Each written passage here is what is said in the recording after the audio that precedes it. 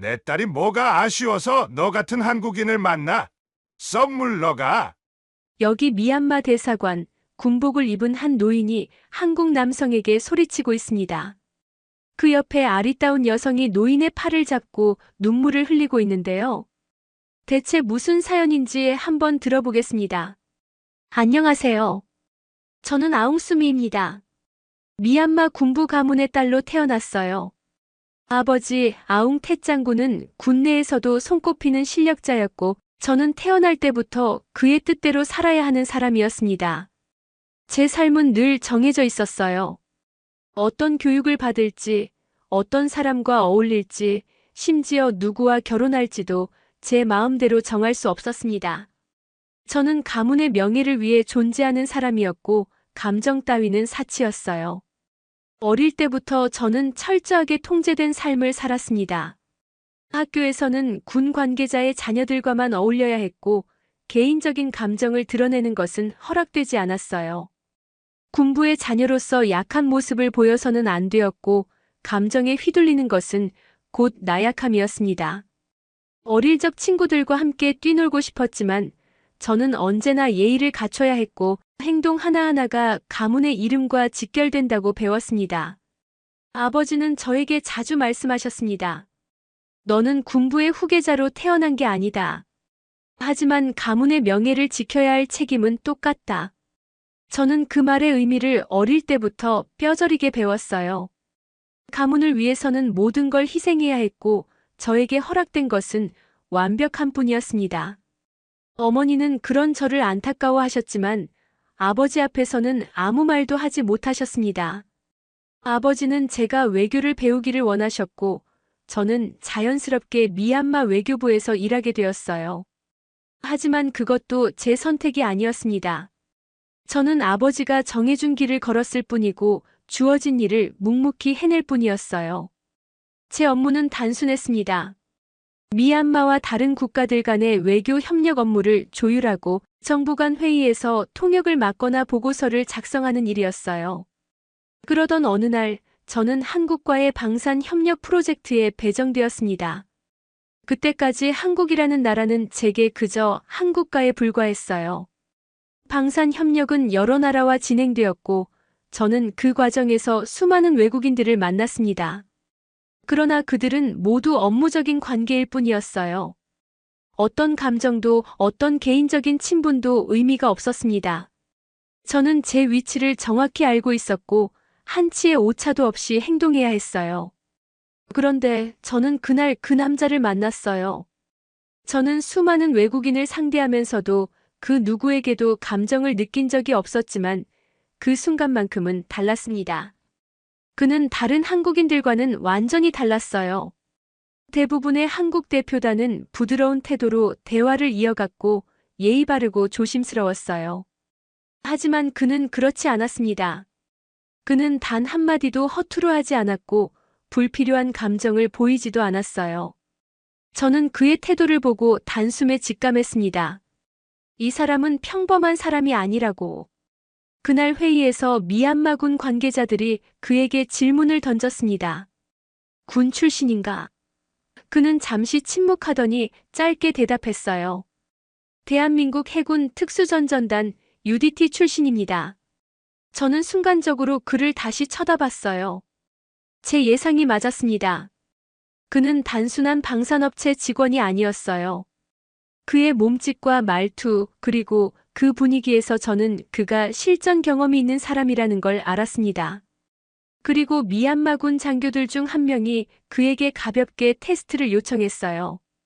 한국 태권도가 얼마나 강한지 한번 보고 싶군요.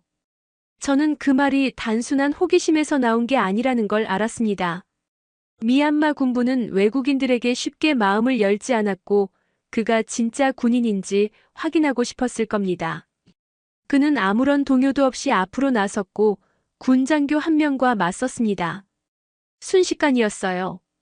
상대가 제대로 반응하기도 전에 그는 빠르게 움직였고 단숨에 상대를 제압했어요. 그의 동작은 군인이 아니라면 결코 나올 수 없는 움직임이었습니다. 장교들은 짧게 탄성을 내뱉었고 저는 그를 다시 바라봤어요. 그는 특별한 감정 없이 조용히 자리로 돌아갔고 회의는 다시 원래대로 진행되었습니다. 하지만 저는 그때부터 마음이 이상하게 흔들렸어요. 저는 한 번도 외국인에게 관심을 가진 적이 없었고 누군가에게 시선을 빼앗긴 적도 없었습니다. 그런데 그날 이후 저는 그를 계속 신경 쓰고 있었습니다. 제게 허락되지 않은 감정이라는 걸 알면서도 자꾸만 그의 모습이 떠올랐어요. 그날 회의가 끝난 후 저는 평소와 다름없이 보고서를 정리하고 있었습니다. 그런데 문득 제 손이 조금 떨리고 있다는 걸 느꼈어요. 저는 제 감정을 부정하고 싶었고 그를 신경 쓰지 않으려 했습니다. 하지만 마음은 생각대로 되지 않았어요. 저는 이 감정이 무엇인지 알고 싶지 않았어요. 저는 미얀마 군부의 딸이고 저의 모든 것은 가문을 위해 존재하는 것이었습니다. 저는 개인적인 감정을 가질 수 없는 사람이었어요. 그런데 왜 자꾸만 그 사람이 신경 쓰였을까요? 그날 이후 저는 그를 마주칠 때마다 애써 무관심한 척했습니다. 하지만 그는 저를 바라보지 않았어요. 그는 늘 필요한 말만 했고 회의가 끝나면 조용히 사라졌습니다. 저는 차라리 다행이라고 생각했어요. 그 사람이 저에게 관심을 보인다면 저는 더 이상 이 감정을 숨길 수 없을 것 같았어요. 하지만 저는 몰랐습니다. 그와의 인연이 제 삶을 완전히 바꾸게 될 거라는 걸. 저는 그를 피하고 싶었지만 운명은 제가 원하는 대로 흘러가지 않았습니다. 그리고 머지않아 저는 이 감정을 부정할 수 없는 순간을 맞이하게 될 것이었어요.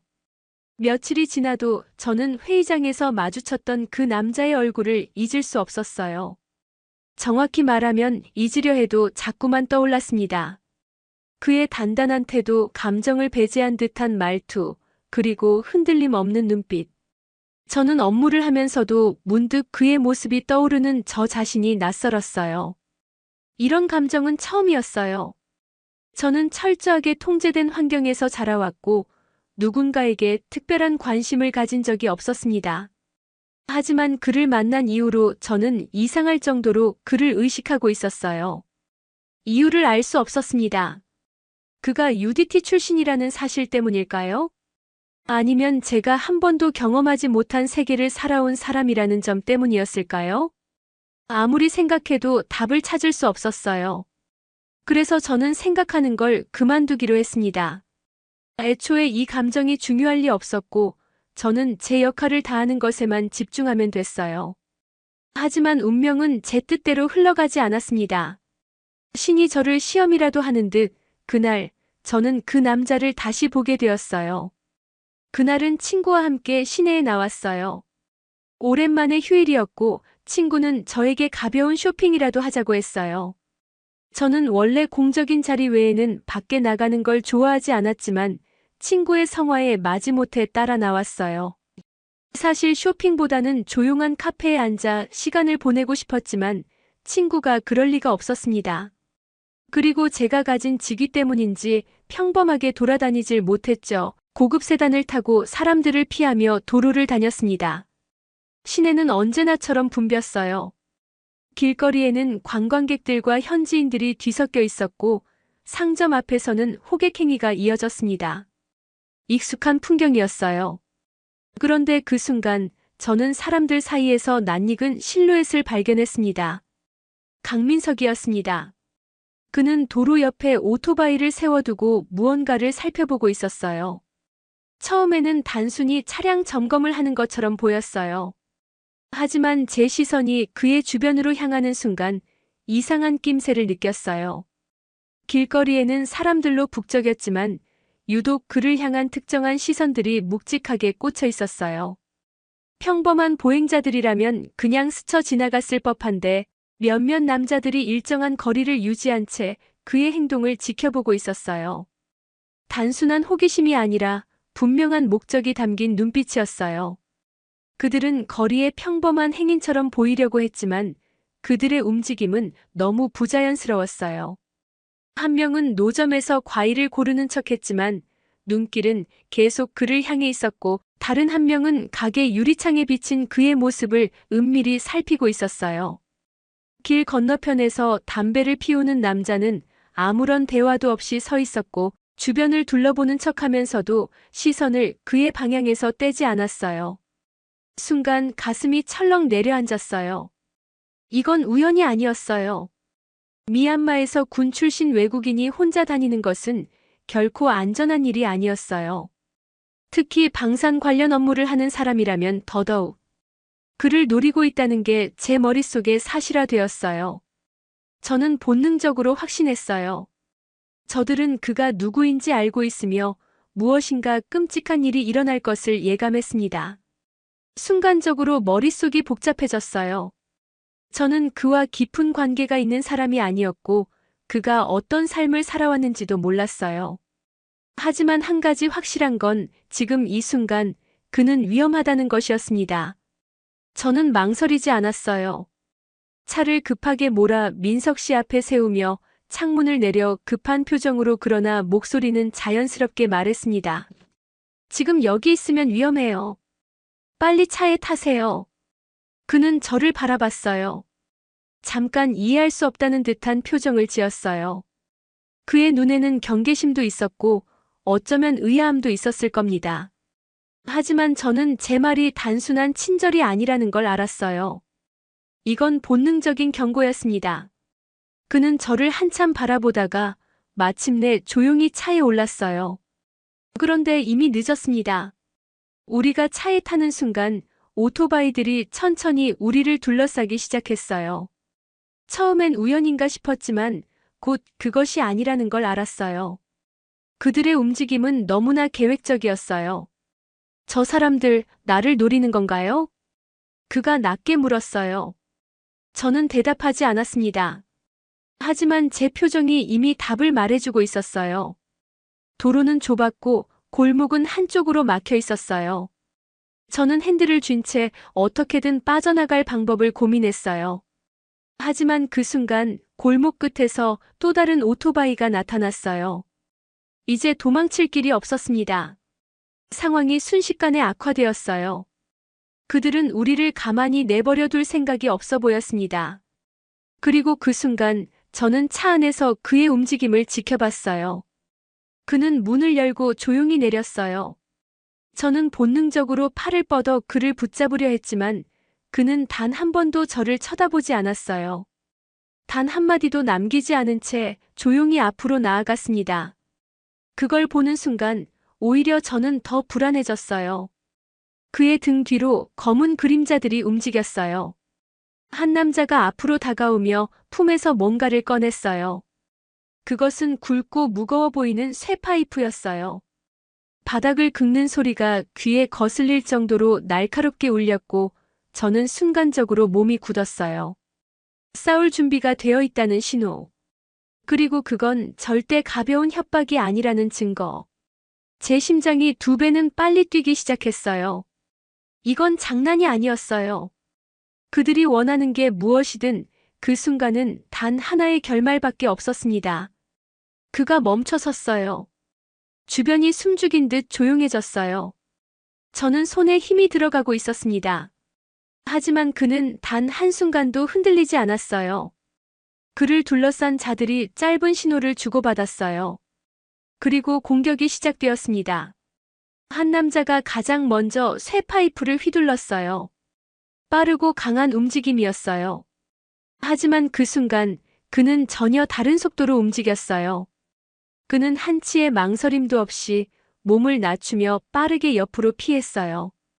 동시에 손을 뻗어 상대의 손목을 낚아챘어요. 단단한 소나기가 상대의 관절을 강하게 조였고 아주 짧은 비명과 함께 쇠파이프가 바닥으로 떨어졌어요. 모두가 순간적으로 얼어붙었어요. 그는 움직임 하나하나를 계산하고 있었어요. 그는 바닥에 떨어진 쇠파이프를 밟아 밀어냈어요. 무기가 멀리 튕겨나갔고 그와 동시에 2번째 남자가 주먹을 휘둘렀어요. 그러나 그 공격마저도 허공을 갈랐습니다. 그는 날렵하게 피하면서 상대의 팔을 비틀었어요.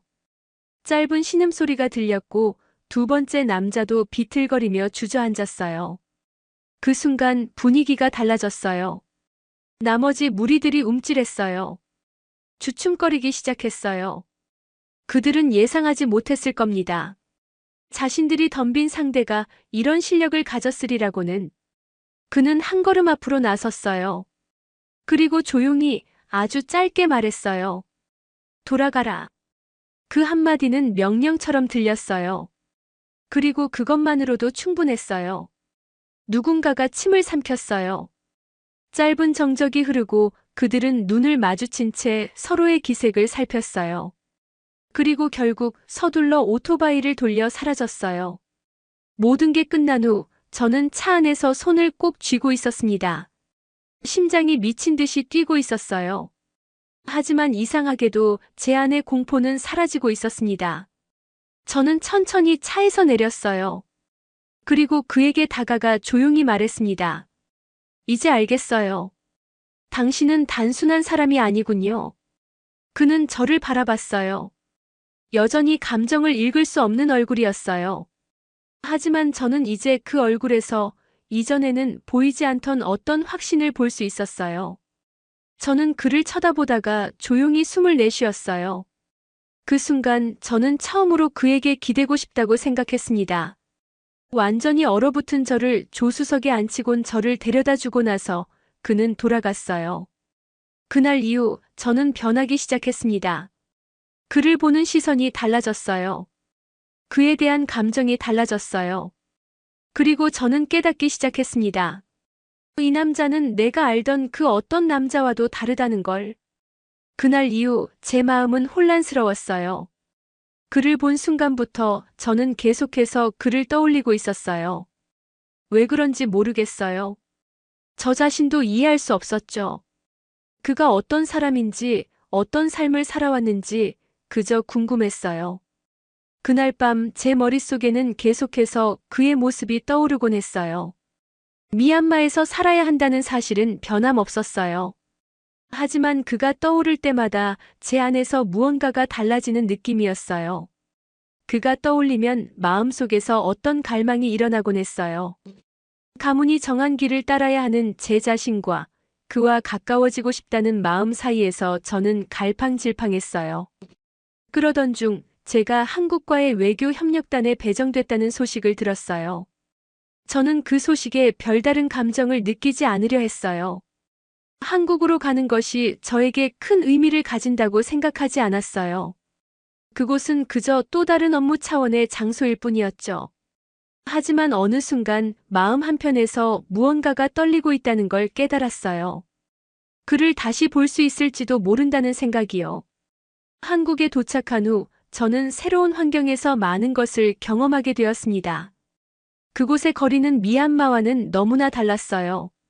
서울의 거리는 밤에도 혼자 걸어 다닐 수 있을 정도로 안전하고 사람들은 낯선 이에게도 친절했어요. 처음으로 자유롭게 거리를 돌아다닐 수 있다는 것에 저는 묘한 설렘을 느꼈어요. 그동안 제가 얼마나 좁은 세상에 갇혀 살았는지를 깨달았어요. 그렇지만 그 설렘도 잠시, 그 남자에 대한 생각은 여전히 제 머릿속을 떠나지 않았어요. 그는 여전히 제 마음속에서 차지하는 비중이 컸어요. 그의 모습, 그의 냉철한 태도, 그리고 그가 내게 보여준 강한 면모는 저를 자꾸만 끌어당겼어요. 하지만 그가 어떤 사람인지 확실히 알지 못했기에 저는 그저 멀리서 그를 관찰할 수밖에 없었어요. 그를 만나기 위해 필사의 노력을 하던 어느 날 저는 그를 다시 마주쳤어요. 그는 다소 어색한 기운을 내뿜으며 회의실에 들어왔어요. 그런데 이번에는 이전과 달리 그가 저를 찾은 것이 아니라 우연히 같은 회의에 참석하게 된 것이었어요. 저는 그가 왜 여기 있을지 혹시 미리 계획된 만남이 아니었으면 좋겠다고 생각했어요. 아무튼 저는 그저 업무에 집중하자고 다짐하며 그와 다시 마주하는 것에 대한 부담감을 느꼈어요. 그는 다른 한국인들과 달리 전혀 부드러운 태도를 보이지 않았어요. 그의 눈빛은 여전히 차갑고 단단했고 불필요한 대화는 하지 않았어요. 그저 조용히 자기 일을 해나갔어요. 저는 그가 마치 주변의 모든 것을 차단한 채 자신만의 세계에 갇혀 있는 듯한 느낌을 받았어요. 그 후로 몇 번의 회의를 함께하면서 저는 점점 그에게 관심이 더 커져가기 시작했어요.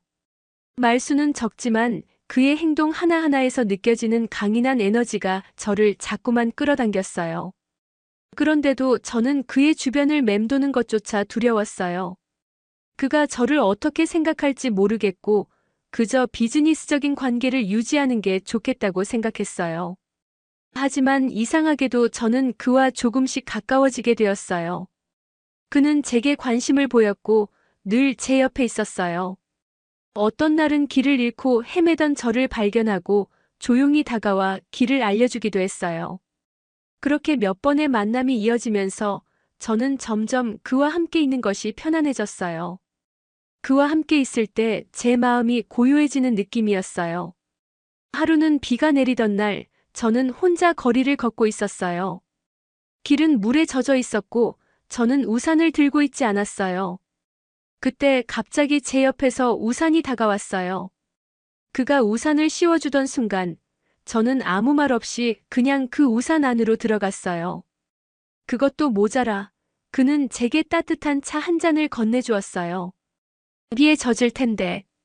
그의 말 한마디는 그저 사소한 관심이었을 뿐이었지만 그 순간 저는 정말로 그가 특별하다는 걸 느꼈어요.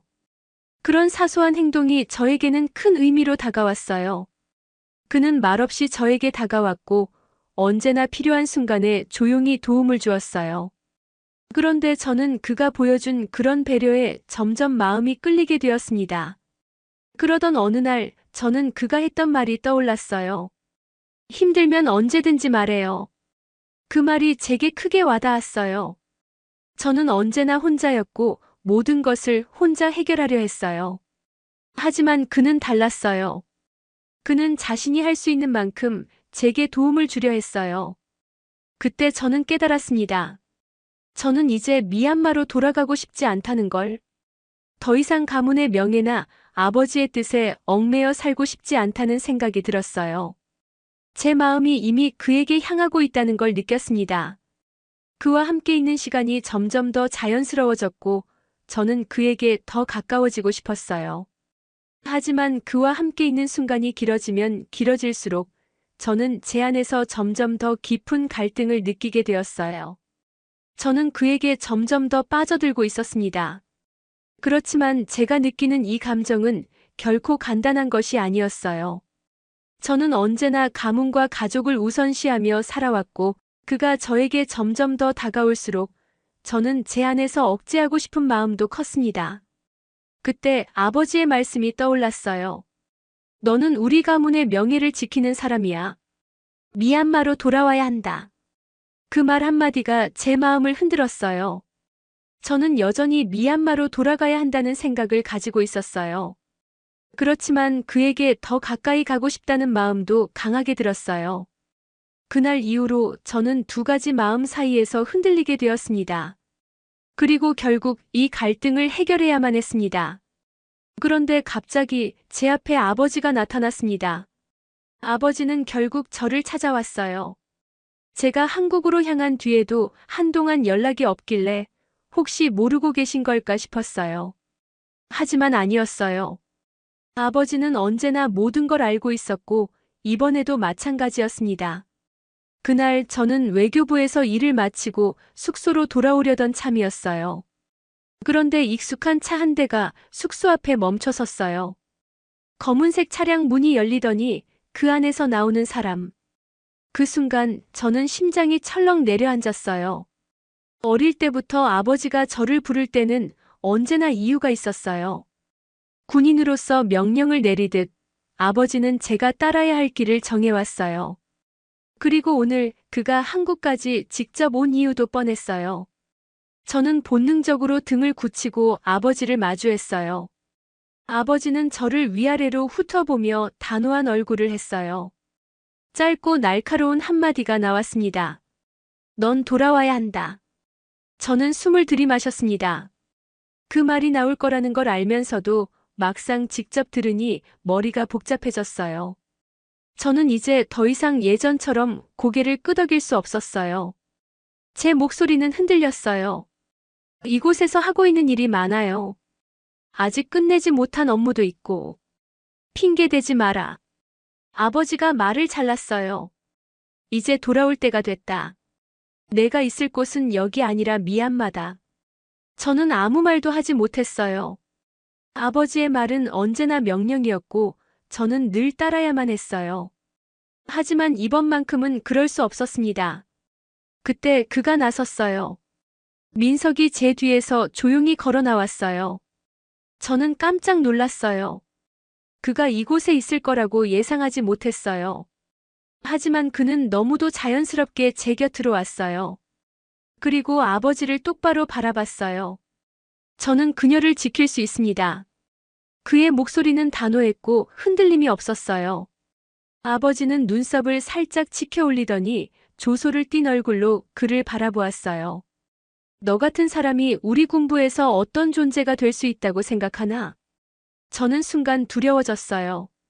아버지는 군인으로서 전장에서 수많은 결정을 내려왔던 사람이었어요. 그가 인정하지 않는 사람은 철저하게 무시당했고 단 한 번도 그의 뜻을 꺾을 수 있는 사람을 본 적이 없었어요. 그런데 민석은 전혀 흔들리지 않았어요. 그는 조용히 숨을 들이마시더니 천천히 말을 이어갔어요. 저는 대한민국 특수부대 UDT 출신입니다. 제가 살아온 방식은 절대 포기하지 않는 것입니다. 그리고 그녀를 위해서라면 제 모든 것을 걸겠습니다. 그 순간 공기가 무겁게 가라앉았어요. 민석은 단순히 감정을 내뱉는 게 아니었어요. 그의 말에는 실제로 그럴 수 있는 사람이라는 확신이 담겨 있었어요. 아버지는 그를 뚫어지게 바라봤어요. 그리고 아주 짧은 침묵이 흘렀어요. 저는 그 짧은 순간이 너무나 길게 느껴졌어요. 내가 나를 설득할 수 있다고 생각하나? 아버지의 목소리가 낮아졌어요. 설득이 아니라 증명하겠습니다. 민석이 단호하게 말했어요. 아버지는 눈을 가늘게 뜨고 그를 바라보더니 천천히 고개를 끄덕였어요.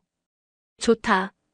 그 한마디를 남기고 아버지는 등을 돌려 차로 돌아갔어요. 그리고 떠나기 직전 제게 마지막으로 한마디를 던졌어요. 두고 봐주마. 그 말을 남기고 아버지는 차를 타고 떠났어요. 저는 숨을 크게 내쉬었어요. 그리고 제 옆에 선 민석을 바라보았어요. 아버지가 떠난 후에도 저는 한동안 멍하니 서 있었어요. 하지만 이제는 알았어요. 저는 제 선택을 해야 했어요. 저는 민석을 바라봤어요.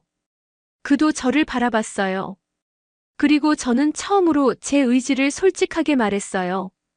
같이 미래를 그려보고 싶어요. 제 목소리는 단단했어요. 더 이상 망설이지 않겠다고, 후회하지 않겠다고 스스로 다짐하듯 저는 아버지가 아닌 제 자신을 위해 내린 결정을 입 밖으로 내뱉었어요. 민석은 말없이 저를 바라보았어요. 그 눈빛에는 흔들림 없는 신뢰가 있었습니다. 마치 제가 어떤 선택을 하든 받아들이겠다는 듯한, 하지만 끝까지 함께하겠다는 확신이 담긴 눈빛이었어요. 저는 그 눈빛을 보면서 깨달았어요. 이 사람이면 괜찮을 거라는 걸. 저는 더 이상 미얀마 군부의 딸이 아니라 제 자신으로 살아가기로 결정한 사람이었어요. 그리고 저는 알았어요. 이 사람과 함께라면 저는 어디에서든 살아갈 수 있을 것 같았어요. 그동안 억눌려왔던 감정들이 모두 풀어지는 기분이었어요.